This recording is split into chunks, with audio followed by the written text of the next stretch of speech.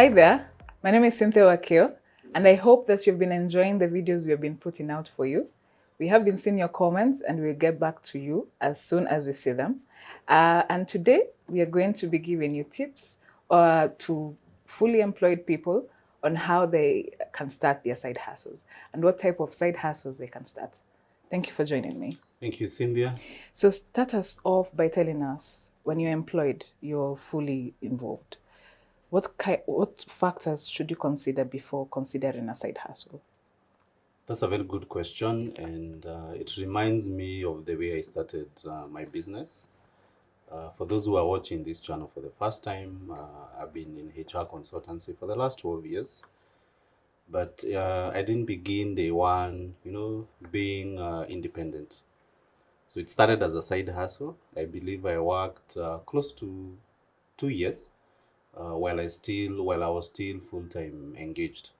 And then over time, I decided it's a high time I became a full-time entrepreneur. So reflecting back, what are some of the things I would advise a would-be entrepreneur to look out for? And especially if they still have their full-time job. So the two things to consider is, number one, time. And you've got to look at the side hustle and ask yourself, in terms of time, what level of involvement is needed in this side hustle? For example, I'll give you an example. So let's say you get into a side hustle of selling prots. The reality is you can send your small brother or big sister or whoever to represent you. So whenever you have a client, you can send someone. In fact, you can even go and engage another agent to be able to be showing the property to would-be customers. So as you can see, your involvement here is very minimal. Now look at the opposite. Let's say you buy a matatu, India, and you don't want to employ someone. Then you need to be involved. So in as much as maybe your passion, your focus is on the matatu business, the reality is you can't be able to combine the two. The other day I was talking to someone who, when they were laid off because of COVID, they decided to get into the Uber business while still doing some part-time accounting work.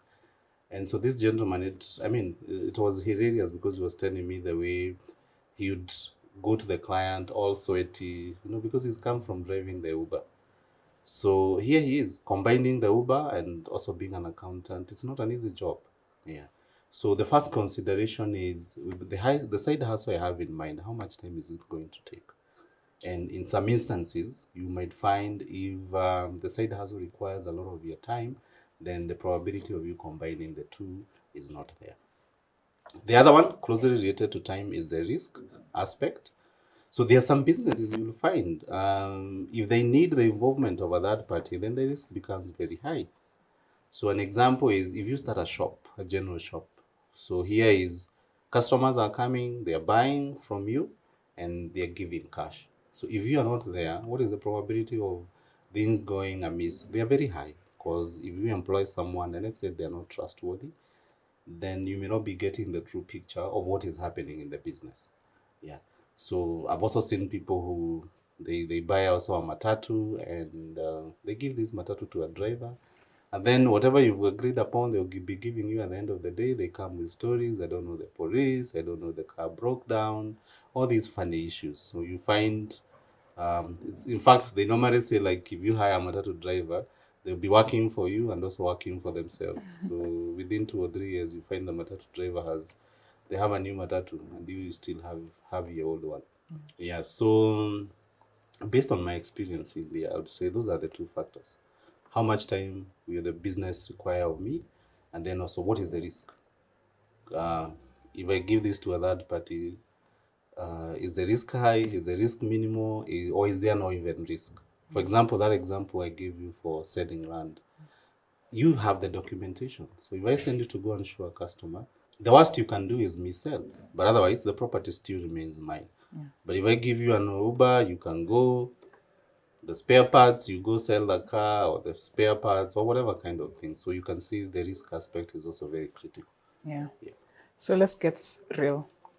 What 4 side hustles can you suggest to somebody who is fully employed? Yes. Now, when you talk about side hustles, people think it's about you starting a factory, it's you getting into this big business, you're importing things from China.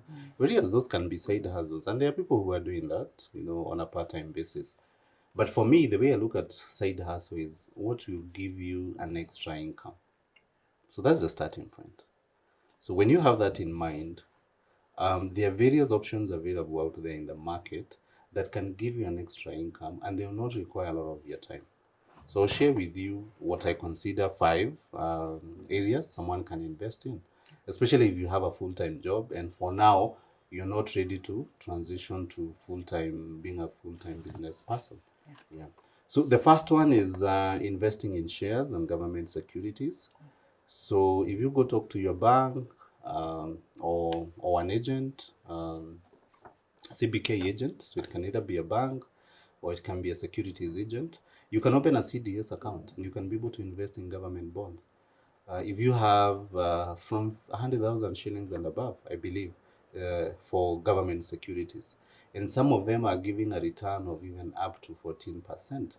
14% it's a very good amount considering the savings account you'll be given a 1%. Yeah, so if you have 1 million shillings in a year, you end up with 140,000 shillings. Yeah, they remove tax, but even if they do, you still get a decent return. So the second option is where you sell your skills. So this is where consultancy comes in. So for example, the videographer here, the team behind the production, over the weekend, they can go and work part-time. Whether it's a wedding, graduation, all those kind of events, they can go there, they use their skill, and so they'll be able to get an extra income. So if it's for you, you're a communication professional, you can go consult on someone, you give them a communication plan. If it's for me, HR, I can go and develop a HR policy. So here I'm selling my skills. That's also another option. And it's not demanding because this is what you do on a day-to-day basis. Yeah. The returns may not be as high because, again, you're still being paid for your time. However, it's better than maybe just sitting at home over the weekend and watching Netflix. The other option, they're the online works, gigs that are upcoming. So it's closely related to consultancy because here someone pays you again for your skills. And the advantage of online work is your customers, you're not limited to the geography. So there are many Kenyans I know who are working part-time. So someone leaves work at 5:30 p.m. and 8 to 9 p.m. They're doing something part-time and earning in USD. So that's also another option. Also think about savings account, but here savings account, think more in terms of fixed deposits and also investing in SACCO. Because here also, again, we are looking at returns. Your average savings account, bank account, will give you less than 2%. Don't even bother with them. In fact, I'll tell you for free, you can never become rich by saving money. I know women are very good at saving. In fact, there's a CBK survey that was done that women save more than men. However, you cannot grow your wealth through saving. You only grow your wealth through investing. So how can you make sure banks are working for you? It's open a fixed deposit. And the beauty of it, whether you have 50,000 shillings, 100,000, so whatever amount of money you are not currently using, put it in a fixed deposit. You can do 3 months. After expiry of 3 months, you again roll over and you continue that way. Yeah. So here, the advantage is you get a better return. And as of the time of shooting this video, fixed deposits will give you between 7 to 9%, depending on the amount and the period. SACCOs are very good. They are quite competitive. Then they'll give you between 10% to 14%. Yeah. And lastly, think about real estate for those who have the capital. Kenya, where we are, property, especially land. Land is always in high demand. So I've seen people who started investing in real estate by just buying a small piece of land. You go invest 100,000, you sell it, you make your 50,000. So you don't need that money sitting there. You go next time that 150,000, you invest again in property. So the beauty of it, like I had explained at the beginning, is that it doesn't really require a lot of your time. Yeah. So if there's a way you can be able to connect a buyer with a seller, whether it's your own property or another person's property, then you can do very well in real estate. So for me, those are the 5 options. And the beauty of them is just based on the discussion we are having, they don't require your actual involvement, a lot of your involvement. Yeah. As we wrap up, having gone through that journey of balancing side hustle and employment, how do you balance it? What advice would you give someone who is there? Yes, the reason why many people don't succeed, because you'll agree with me, we all want to make money, we all want to have a good life. Number one, the first thing you need is self-discipline, because combining the two is not easy. Why? You need to satisfy your customers, and you need to deliver on your job. And yet, in a day, how many hours do you have? 8 hours. We talk about 8 hours. If you want to stretch them, we're talking about, let's say, start working at 6 a.m. Up to, let's say, 10 p.m. So give or take, you have close to 12 hours maximum. So imagine 12 hours. This is what the expectation the employer has, and this is what the expectation that your customers have. So trying to balance the two is not easy. And what will make you succeed is if you have the self-discipline. So at times, I remember myself now, when I started to become busy, there are times I would say no to my side hustle. Why? Because the demands of my employer were high. For example, during end month, I required to do a lot of reports. My time was really important in the office. So that time I would make sure then I reduce on what I was doing for the side hustle. In fact, one of the reasons now of myself why I quit and went to full-time employment is there came a time where I couldn't handle the two. So, and I saw instead of burning bridges with my employer, let me just leave and concentrate on the business. Yeah. So self-discipline is important, because unlike job where, employer tells you come at 8:30, log out at 5:30, your own business, the success depends on how you carry yourself. Yeah. My second piece of advice is you've got to have a long-term plan. Why are you doing this?